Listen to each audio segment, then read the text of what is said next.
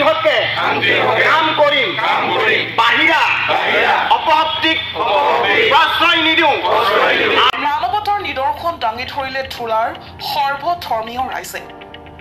হিন্দু মুছলমানে মিলি ৰাজহুৱা সভাৰ আয়োজন। সৰ্বধৰ্মীয় শান্তি সন্মিলনৰ উদ্যোগত শান্তি সমদল। যি সময়ত অসমৰ বিভিন্ন প্ৰান্তত হিন্দু মুছলমানৰ সাম্প্ৰদায়িক সংঘৰ্ষ দেখা পোৱা গৈছে, তাৰ বিপৰীতে থোলাত তাৰ ব্যতিক্ৰমী দৃশ্য দেখালে থোলাৰ ৰাইজে। থোলাৰ ৭ম পৰখীয়া ভাতৃত্ববোধ একতাৰ এনাজৰী মজবুত ৰাখিবলৈ বিভিন্ন ব্যক্তিসকলৰ পৰামৰ্শ লৈ আজি থোলাত সৰ্বধৰ্মীয় শান্তি সন্মিলন সমিতি গঠনাৰ্থে থোলাৰ সনাতনী মন্দিৰ প্ৰাংগণত ৰাজহুৱা সভা অনুষ্ঠিত কৰা হয়। প্ৰতিকূল বতৰক নেওচি শত শত ৰাইজ ওলাই আহে থোলাৰ সৰ্বধৰ্মীয় শান্তি সন্মিলন সমিতি আৰু থোলা প্ৰেছ ক্লাব স্থানীয় দল সংগঠনৰ সহযোগত সাম্প্ৰতিক অসমৰ পৰিস্থিতিৰ প্ৰতি লক্ষ্য ৰাখি বিভিন্ন জাতি ধৰ্ম বৰ্ণ ভাষা নিৰ্বিশেষে বৃহত্তৰ থোলা অঞ্চলৰ ৭ম পৰখীয়া ভাতৃত্ববোধ ৰক্ষাৰ্থে মৌন শান্তি সমদল উলিওৱা হয়। এই কাৰ্যসূচীৰ জৰিয়তে অসমত যাতে শান্তি ঘূৰি আহে বাৰ্তা প্ৰেৰণ কৰিবলৈ প্ৰয়াস কৰে।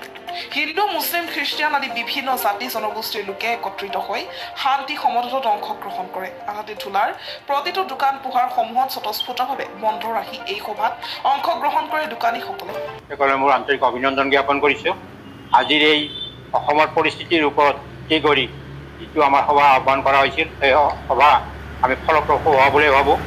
আজিৰ এই সভাৰ জৰিয়তে গোটেই অসমবাসীলৈ এটা অনুৰোধ, যাতে আপোনালোকে ভাতৃঘাতী সংঘৰ্ষত লিপ্ত নহয়, প্ৰত্যেকে ধৈৰ্য সহকাৰে নিজৰ ল'ৰা ছোৱালীকো অলপ বুজাই বঢ়াই ৰাখে। কাৰণ আজিকালি ল'ৰা ছোৱালী বৰ উচ্ছৃংখল, বেছিভাগ ল'ৰা ছোৱালী উচ্ছৃংখল। তেওঁলোকে ক'ৰবাত কিবা এটা কৰিলে অভিভাৱকৰ দায়িত্ব পৰে, আৰু সেইকাৰণে আপোনালোকে আটাইয়ে নিজৰ নিজৰ ল'ৰা ছোৱালীকো অলপ বুজাব। আৰু কোনো ধৰণৰ উৰা বাতৰি, এই ফেচবুকত ভুৱা কিছুমান মেছেজ বা বাতৰি পাই আপোনালোক উত্তেজিত নহ'ব। আৰু আমাৰ এই থোলাৰ যিটো এটা সম্প্ৰীতিৰ ভাৱ দেখুৱালোঁ, সেই ভাৱটোৰেই যাতে গোটেই অসমবাসীয়ে চলিব পাৰে, আমি গোটেই অসমবাসী যাতে একগোট হৈ অসমখনক ৰক্ষা কৰিব পাৰোঁ, সেই চিন্তা কৰিয়েই আজি এই সভাখন কৰি আটাইলৈ মোৰ শুভেচ্ছা জ্ঞাপন কৰোঁ।